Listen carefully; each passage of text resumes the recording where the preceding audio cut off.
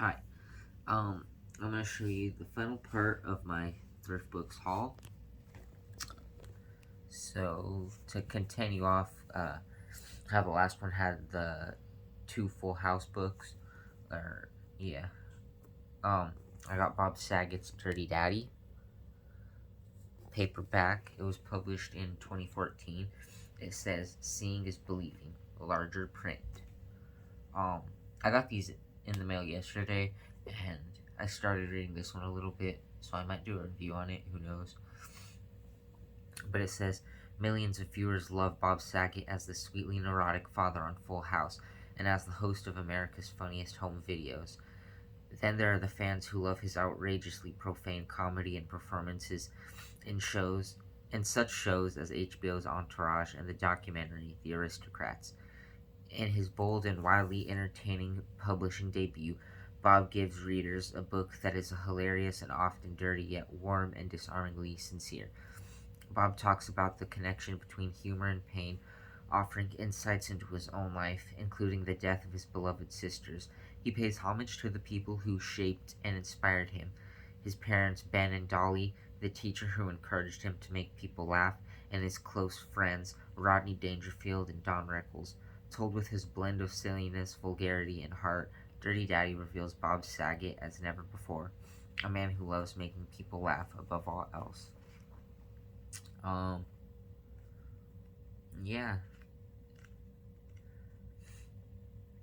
I guess I'll probably do a review on this, like I said, but I don't know. He's mentioned Rodney Dangerfield and Chris Rock and Billy Joel, um, so he's cool for that. But there are a lot of references to uh, like I don't know, his penis and stuff, and I feel like I mostly know him from Full House and Funniest Home Videos. I don't know that much of his stand-up stuff, but from what I do see, I think he's really good, and I feel like a lot of the penis jokes in here are like kind of predictable, and I don't know, but it's still so far a good book. Up next, we got John Stamos, If You Would Have Told Me. This was a library copy, and it had like an annoying, you know how libraries put that plastic thing over the covers, so I had that removed professionally, and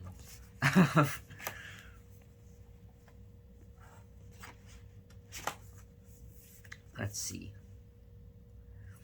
I love him, and I respect him, and I need him. We all do. Jamie Lee Curtis from the foreword. If you don't know who Jamie Lee Curtis is, she's that like old lady who does those Activia yogurt commercials. uh, but if if you would have told me, a young John Stamos flipping burgers at his dad's fast food joint, that one day he'd be I messed that up. If you would have told a young John Stamos flipping burgers at his dad's fast food joint that one day he'd be a household name, and that at the height of his success he'd be living alone, divorced with no kids, high on a cocktail of forgetting, he might have asked, "You want fries with that?" John burst onto the scene in General Hospital, propelling him into the teen idol stratosphere, a place that's often a point of no return. But Stamos beat the odds, and over the past 4 decades has proven himself to be one of his generation's most successful and beloved actors, whether showing off his comedic chops on Full House or his dramatic skills on ER, pushing the boundaries on Broadway, or living out his youthful dreams as an honorary beach boy. John has surprised everyone, most of all himself. A universal story about friendship, love, loss, and the courage to embrace love once more. John Stamos' memoir is filled with some of the most memorable names in Hollywood, both old and new. Funny, deeply poignant, and brutally honest. If You Would Have Told Me is a portrait of a boy who went from believing in Disney magic to a man who learns that we have to create our own magical moments in life. Yeah. if you don't know by his look or his name, he played Uncle Jesse on Full House, so he's pretty cool. I haven't read this obviously yet because I just got it yesterday. Maybe I'll do a review on it if I do. But one thing I don't like about this book, which is a stupid complaint, like it doesn't even matter, but I don't know if it's his handwriting or what, but like I'm not really a big fan of the font used for the chapter titles, but like it's not even a big deal. It's just my opinion. But yeah.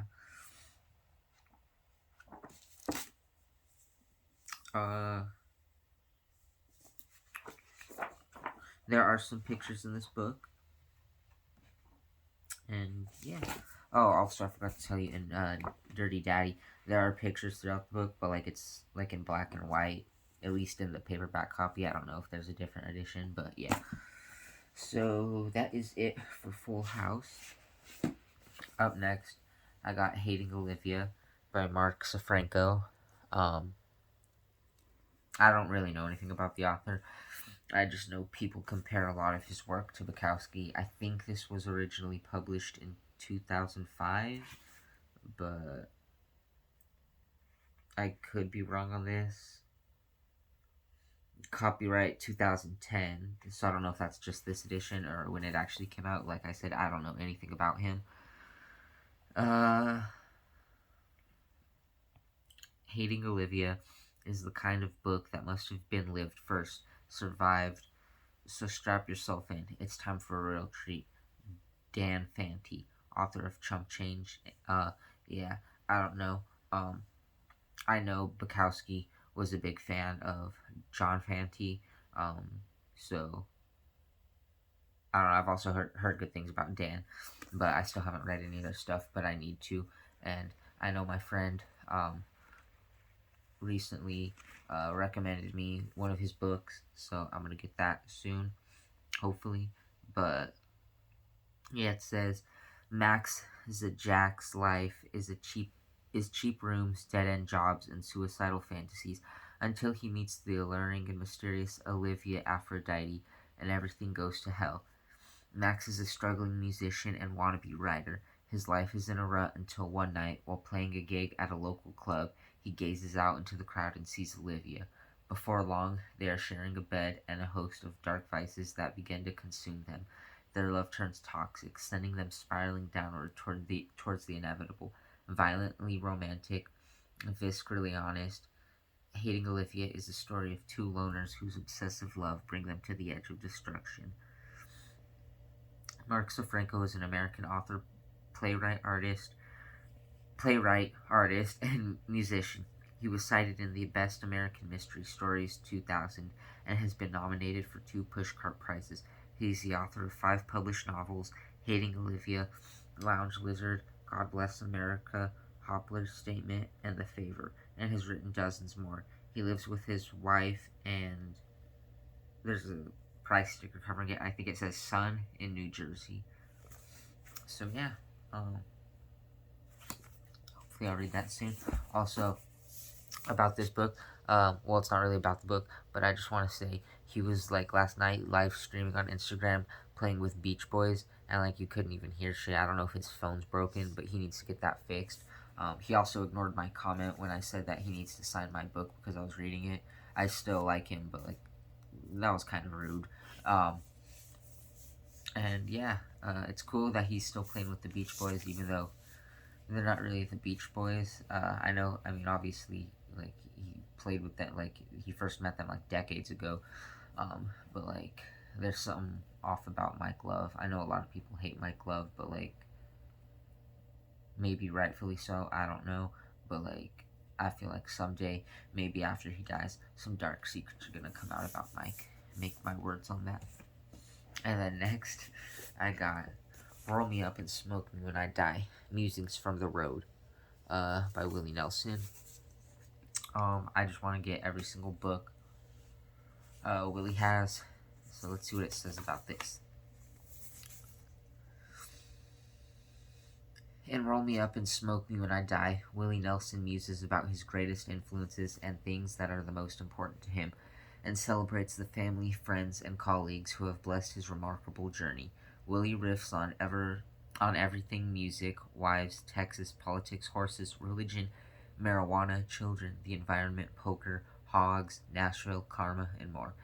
He shares the outlaw wisdom he has acquired over 8 decades, along with favorite jokes and the insights from friends and others close to him. Rare family pictures, beautiful artwork created by his son Micah Nelson, and lyrics to classic songs punctuate these charming and poignant memories. Willie has touched millions and none more deeply than the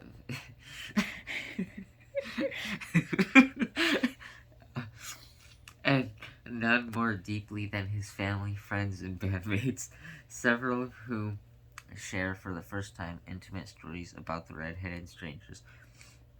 From teaching a granddaughter to play the guitar to touring with the Highwaymen, from picking cotton while growing up in Texas to being home with the tribe on Maui, Willie takes you on the tour bus and through candid observations and vivid recollections give you a front row seat to his remarkable world. But beware, you know you shouldn't be reading this BS. It could ruin you for all time to come, he says. You could end up a social outcast like me, an outlaw.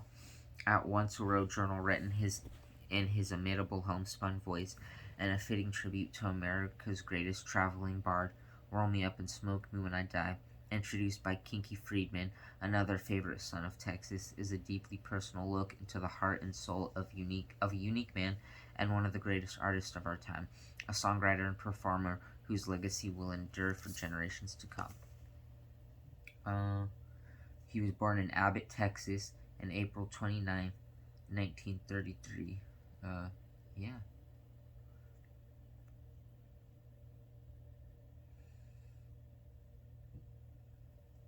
And,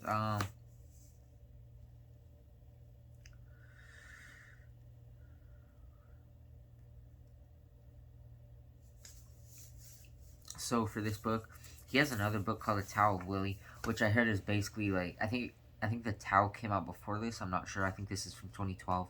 But I've seen some reviews. A lot of people like it. Some people say it's literally just The Tao of Willie again. But I'm still going to get that one someday just to compare it.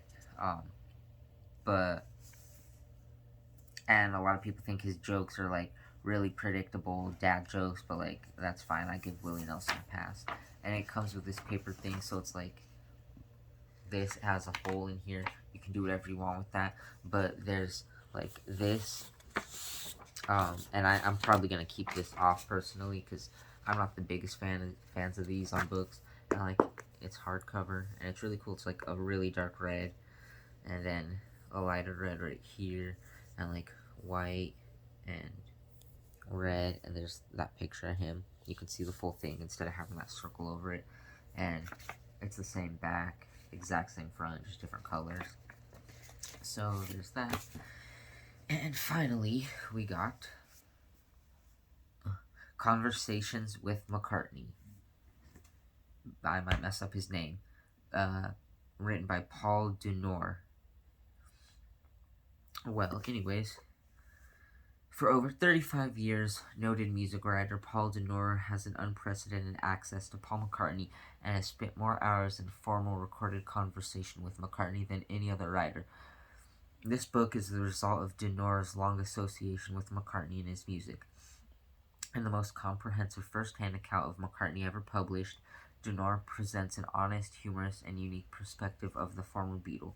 Until Paul McCartney writes his own memoir, Paul Dunor has set the bar, and you won't need any other volume on your shelf, said Jeff Baker of the London Weekly News. Coupling McCartney's candid thoughts with Dunor's observations and analysis, this book is beautifully written, the sensitive, shrewd depiction of one of the most accomplished artists of our time.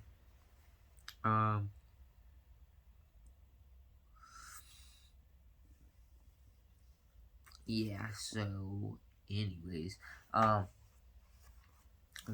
wanted this book because it was used as a source in the bibliography of Wings Live by Adrian Allen, and it sounded cool, so I got it. It looks like, I don't know, I mean, it says he had unprecedented access to Paul for over 35 years, and flipping through it, it looks like a lot of it's Beatles, Beatles, Beatles, Beatles. Then I did see something mentioning At the Mercy, which is a 2005 song. I saw some stuff on Wings, but it's just like you flip a page and it's like in the 2000s, and then you flip it and it's like Lennon, Beatle, Got to Get You Into My Life. Like, it still sounds cool though, but I kind of just want stuff on Paul's solo career, but it's all right. It's cool. I'm not mad about that. So, anyways, uh, what was the crack like between the three of you? What crack? Oh, the tension. I thought that he was talking about drugs. Uh, that was with Jeff Lynne again. Do you think John would have approved of the anthology series? Um, are you more relaxed about Beatle nostalgia now that you're so far away from it? The scariest thing is seeing your life just laid out in front of you.